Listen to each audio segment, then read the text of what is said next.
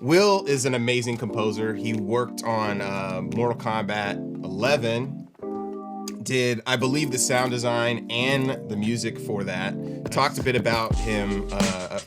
him a little bit about that before, and he also is composing and doing the audio design for a game, Anew, which is it's an independent game. It's really awesome. Worked on Crystal Dynamics, on Tomb Raider, I believe, and some other projects. So it'll be awesome to talk with him and also showcase Anew. So let's roll to the trailer. Check it out.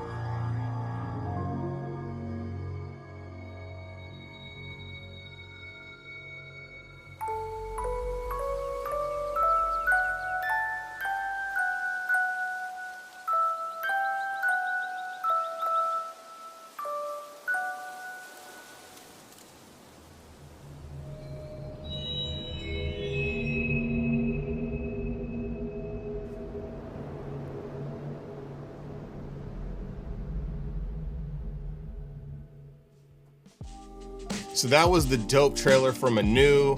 The game is sick. I first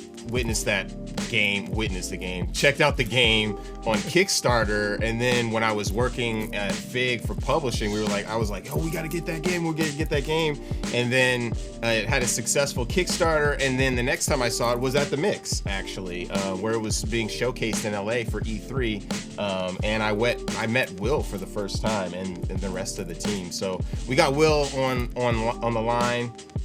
What is happening, Will? Hey, how's it going? All right. Okay, cool. Can you hear us?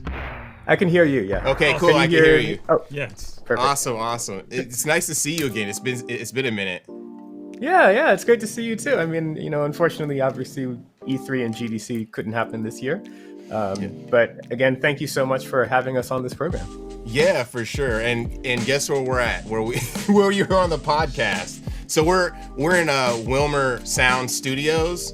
We set everything up here. The whole situation. So we have a proper studio, sound studio and everything. And I met Will and actually had an engaging conversation for the first time here during our podcast. So it's great to have you back and talk to you. It's really fascinating your experience in the game space. I did not know, the wealth of experience you had. So can you tell a little bit about your background before we hop into the game? Sure. Yeah. I specialize in game music. Just sorry to make a brief correction, but I don't do sound design for games. I just focus on the music. Oh, sorry about that. So no worries. So I started quite a long time ago, and eventually I made my way to LucasArts as a music editor. And then from there, I started to write original scores for Star Wars games like The Old Republic, the MMO, as well as Star Wars First Assault and Monkey Island 2 Special Edition. And then after LucasArts ended, I started my independent career as a music composer. And that's when I did Lara Croft's Temple of Osiris, Dead Island 2, and eventually Call of Duty World War II, Mortal Kombat 11, Star Wars Vader Immortal, and now anew The Distant Light. And that's kind of that's super dope. My background, pretty much, yeah. It's really cool to see that you're doing that and to make that connection like we were talking about before is when I am able to see another Black developer or someone in games, it's like an immediate connection, just because there's so few of us. It's awesome. Also, I was geeking out about Mortal Kombat at the time when we talked, because I'm so obsessed. And to know that you were a part of that process was really great. And then to make the connection that you're also doing things independently, that's amazing as well. We have a new here. We're gonna play the game. This dude's gonna drive. Let's hop into it. So can you tell us how you got locked into it? How did you jump into this game and into the team? Yeah, it's interesting. This was a long time ago. It must have been the end of 2014, maybe early 2015, that I started on this project. And I believe Jeff Spoonhauer, who's our... before I start, this game is made by only 2 people. So it's really weird to say who does what, because literally it's 2 people making the whole game, Steve Copeland and Jeff Spoonhauer. But Jeff, who's more of the artist, he played Lara Croft's Temple of Osiris, and I guess he liked the music. And so he reached out to me, and he showed me just a brief visual demo of it's kind of like a look development thing where they were showing some of the day-night cycle in the first level. And I just thought it was so gorgeous. And, I'd worked on high-profile, franchise titles for quite some time, but I really wanted some sort of an indie project that was more focused on making kind of a very artistic statement, if that makes sense. Not needing to be big, but instead very focused and personal, I guess is the way I want to put it, and unique. And this was exactly it. I mean, I feel so lucky that it almost kind of fell into my lap just like that. The art style is something I've never seen before. And just the way that they work and the direction that they gave me was so radically different from anything I'd ever seen. Normally you start a game and maybe you'll get some reference tracks, and they're usually from film scores or sometimes even other game scores, and it's this is what we want. Well, in this case, all the reference I got was 20th century art music. It was modern art music rather than any kind of scoring. They were showing me Bartok and John Adams Debussy and Dattavara and all these interesting 20th century composers. And so what I did was I wrote in a style that harkens back to that, while also incorporating a lot of like 1960s mode style synthesizer and things like that, to just get a unusual sound that's quite alien and quite foreign, but also makes sense internally. Like you can see, especially once you, I believe this demo eventually gets to some of the alien constructs, you can see that this is a civilization that you've landed in. And it's real, it's developed, but it's just so radically different from anything on Earth. And I wanted to evoke that with the music. That's really cool. Yeah, I was playing the last couple of days, and like what you're saying about the art style and the presentation, it is something that I haven't seen before. It feels like a mixed medium art piece, right? You have these textured layers that look like paper, right? In the foreground and the background, but then you have these 3D elements, and everything is tied together so well that when you get to the alien world, it does feel like a foreign place in a surreal type of way, which I definitely respect. So that's interesting how you came about that. Can you tell us a little bit about like how you get started as far as like, so you talked about like the reference that you use and what they've kind of talked about, the textures that they want in the music, but how do you get started as far as like with composition? Yeah, so by the way, if you want to get out of this ship, I think you go up and to the left, and then you're trying to get down. So there's like a chute that you go down to get to the next level. Thanks. Yeah, Sorry, I'm here to it's struggle, but brother, just leave me. Gameplay, so it's big on exploration. It's not super easy to. I think you go down this elevator. Down right there. Yeah. But as far as my process, I'm quite old-fashioned. In fact, let's see here. I always start with scoring on paper, because for me that just lets me be freely creative. I don't have to worry about the technicalities of working on a PC right away. And once I have pieces fleshed out like that, just being freely creative and not having to worry about the reality of how is this all going to come together in the production. Then I go to the PC and develop things there. And once that's all finished and I have approval from the developers, that's when I seek out the live musicians to perform their score. Oh, okay. So you're working with live musicians. Quite frequently, yeah. I'm very lucky to be able to do that. That is awesome. Is that how you approach most of your compositions? Is live? I see a guitar in the background too, so you're like, you must be picking up. Yeah.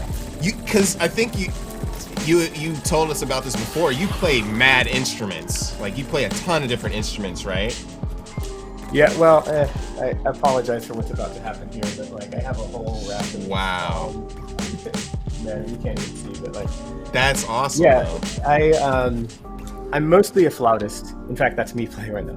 But I tried to work with other musicians as much as possible, and in fact, I try to specifically write parts for the players, in particular, that I plan to hire later on. Just kind of playing to their strengths and what I know that they enjoy, what I hope that they'll enjoy performing. Because that's again kind of a more old school, traditional way of thinking about music. I'm not super keen on the modern MIDI-based stuff. Yeah. I'd much rather work with people. That's just a lot more satisfying to me personally. Totally. Yeah, it totally makes sense. Well, I mean, it's very inspiring what you do and how you work and stuff. Do you have any advice for young composers getting into the game and who are interested in making this happen but may have been struggling, to figure out how to make things happen? Yeah, this might sound a little bit cheesy, but the answer is real friendships. And that's honestly what carries you in so many different ways. Like, first off, on the subject of musicians and the creation of these scores, if you make friends with other musicians, maybe they're fellow composers, maybe they're performers who are trying to start that career, you can have them perform on your demos and on your scores and whatnot. And now suddenly your music sounds way better than your competition who's just using these MIDI, fake versions of the same thing. You have the real musicians in performing. So there's that angle, but then there's also, and this is kind of, the way I say it is you have to kind of play the long game. Yeah. In terms of like career development and whatnot. A friend that you make in 2014 might end up being someone who leads you to get a project 5-10 years later even. Like my first gig at LucasArts, I got that because I was before that working on a bunch of indie games, and I worked with a sound designer who eventually got hired at LucasArts, and then when they were hiring for a music editor, they were like, why not hire that Wilbert Roget guy? And these things kind of just snowballed over time, and one gig kind of led to another, not because of that gig in particular, but because of the people that I encountered working on those projects. That is totally true. I've found that exactly the same. Like when you're starting out, you're grinding, you're just trying to make things happen, and you're meeting all these cool people and being nice to them and formulating these friendships and just like naturally being interested in what they do and how they love to express themselves has allowed us, allowed me personally to keep moving forward and up. I mean, you never know. I may be hitting you up like, hey, we got this cool project that we're trying to work on, and we work together or something like that, or someone sees this stream or something like that. So but thank you so much for hopping on. I hope that we can connect in the future. That was a new Distance Light, right? Distant Light. A new Distant Light. The Distant Light. Amazing. I didn't even realize that you played the flute in that particular point in the game. And I didn't realize it was all live either. That is so dope, dude. Like, cool. Amazing. Yeah. But yeah, thanks so much. And check out Anu. I believe that you can, what is it called? You can wishlist it now. Check it out. It's coming out soon. So, this dude's still playing. That's it. I can't put this down. Okay, all right. But yeah, we'll hit you up soon. Anu. Awesome game, brother. Thank you so much for sharing this with us, and I would love to continue to work with you as well. Absolutely. Thanks for having me. Yeah.